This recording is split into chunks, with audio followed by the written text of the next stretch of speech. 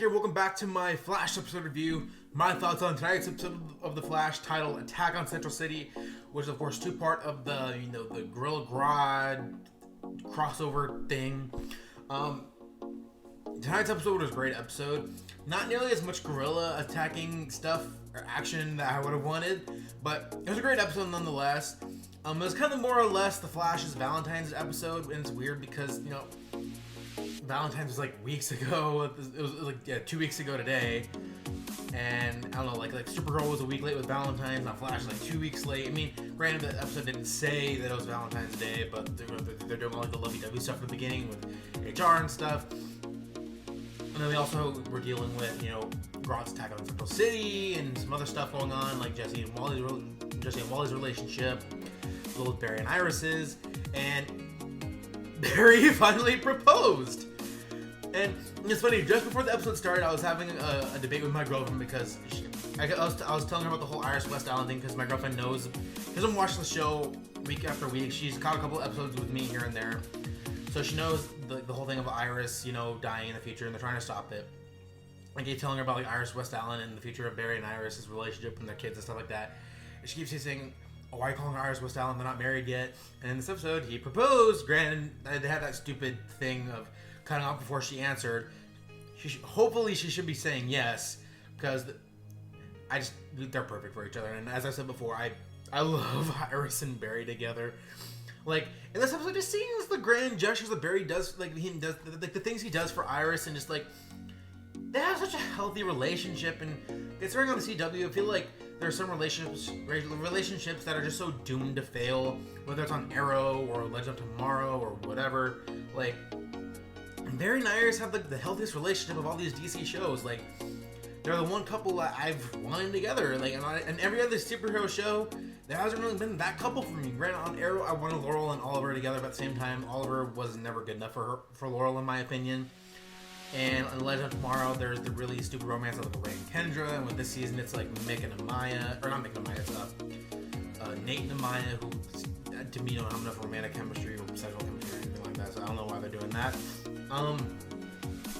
And then on Supergirl, they have, of course, the Kara and Mon-El thing, which if you guys watch my Supergirl videos, you guys know I hate that. That's like my least favorite part of this season, and I've gone on several rants about it. But again, Barry and Iris have the best relationship, and I think a lot of it stems from just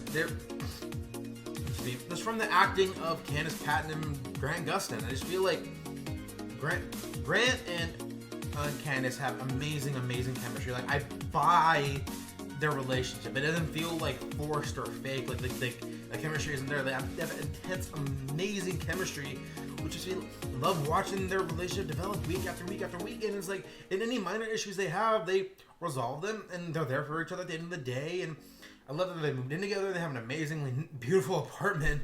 I don't know how either of them can afford it, to be honest. But again, I just love their relationship. I'm so happy that Barry finally proposed. And again, I hate that they tease us at the end with not getting an answer from Iris before they cut away to, Wally's thing with Savitar at the end, which I'll get into a little later. But again, I love Barry and Iris together. I've said this before, so I'll say this again. Iris was one of the best characters in the show.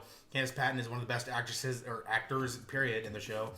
And this week is just another example of that. I love her in the show. And great casting on Greg Berlanti's part from the beginning of the show, because honestly, again, I had my doubts about the Iris West character at the beginning of the show. And again, Iris has just slowly become, not slowly, but by the end of season 1, she became one of my favorite characters, and I stayed like that ever since. That's why, like, in season 2, when they tried doing the whole Patty Spivot thing, which I hated with a passion, I hated this highlighting of Iris. That's why I made that video for anyone who watched that video in defense of Iris West. If you guys want to check that out, it's on my channel. Just look up in defense of Iris West. It's somewhere on there.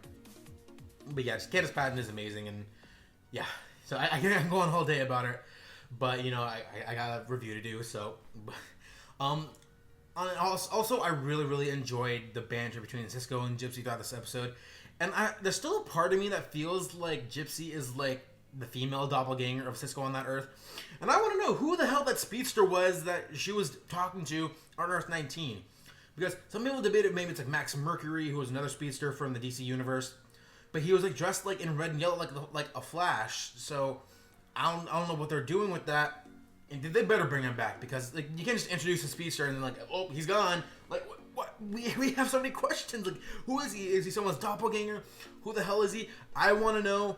Or maybe it is just Barry's doppelganger or whatever. I don't know. But I really just, I want to know who he is. But also, again, going back to Cisco and Gypsy's chemistry throughout the episode, I absolutely love their dynamic, and just having someone like for Cisco to interact with romantically.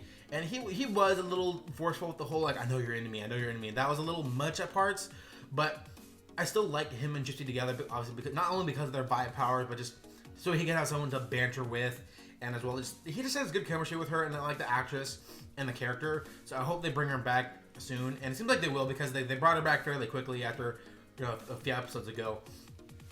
And this is her third episode so far this season. Granted, her last episode was just an appearance at the end of the episode, but I don't know. I just like the two of them together. And also, two people whose band I really enjoyed in this episode were Harry and HR, because you know we haven't seen like Tom Cavanaugh have much of that banter between the various doppelgangers of Harrison Wells that he's played. They've like, had little bits and pieces in like the last episode, and when they first introduced HR and stuff like that. But I thought it was hilarious. And this was one of my favorite episodes in terms of Tom Cavanaugh's acting, because you had two vastly different versions of the same character, where you have HR, who's like the happy-go-lucky, non-genius version of Harrison Wells, and then you have the strict, stern, serious, not very jokey version, who goes on to try to, he's very like, you know, like, he's very driven to the current mission, like of getting it done and figuring out ways of you know, furthering the team, and just, you guys know what I mean. He's just very, like, he has an agenda, and he's trying to make sure that they get to that point of, I feel like I'm rambling. You guys know what I mean. So I feel like, again, just, you guys know, I didn't love the Harry Wells character, and I haven't loved the HR character. This is my favorite episode of the both of them. It was amazing, especially when you had that fake thing of Harry pretending that he had some kind of disease when Wally was talking to him about Jesse moving into Earth 1, and that was his way of trying to keep Jesse on Earth 2. And of course Jesse knew he was lying, which I didn't see that coming. I thought he was like legit like dying, and that was gonna be their way of getting rid of the Harry character. It looks like they're not. And I really just like the chemistry between the two of them. Before forgetting to go into the action of the attack on Central City, it kind of bugged me that they waited until like the end of the episode to have the actual fight. And it wasn't even that long of a fight, but granted, the fight between Solovar and Grodd was visually stunning. Especially because last week's episode, I liked the look of Gorilla City and stuff like that.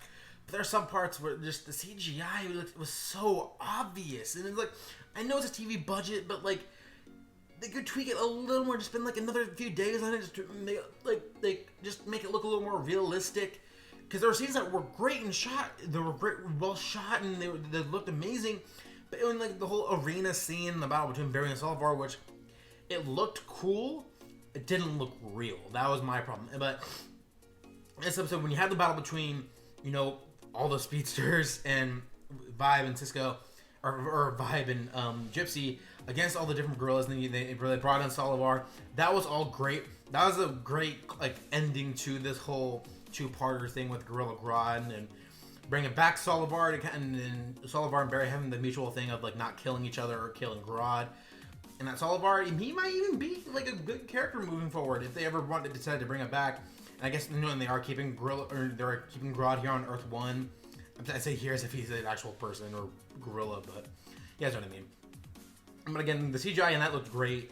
It was so cool seeing so many heroes at once, like all this, you know, Jesse Quick, Barry, Wally, as well as Vibe and Gypsy. It was just really cool to see all of them suited up together like that, and Solovar too, which that was cool. But it was a little weird just seeing you have all those gorillas who just did nothing. They just kind of stood there and marched on the city, and then they all just left as soon as Solovar beat Grodd. Again, it was a cool battle nonetheless. It was just, you know, I understand why they can't have so many CGI gorillas doing all these different things, because they do have a budget, and I understand that, but still it was visually cool nonetheless. Honestly, other than that, there's not much else. Again, I really, really enjoyed this episode. It did not drag, but there are a couple of things that could have gone without. I kind of wish they got into the action of the guerrillas attacking the city sooner rather than later. I'm really liking the Wally and Jesse relationship. I love that Barry finally proposed.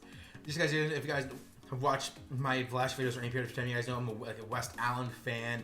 I've been a huge advocate for that relationship. I love their relationship. Again, I talk about it all day, but it's just so healthy and awesome and beautiful, and I just love that relationship.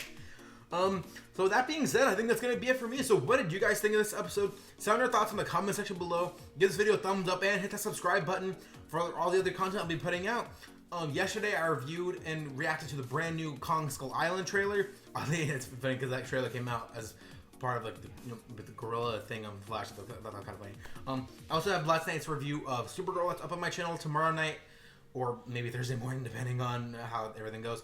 Either way, I'll be doing my review of Arrow, as well as a bunch of other videos on my channel as well. Thank you guys for watching, and until next time, have a good one.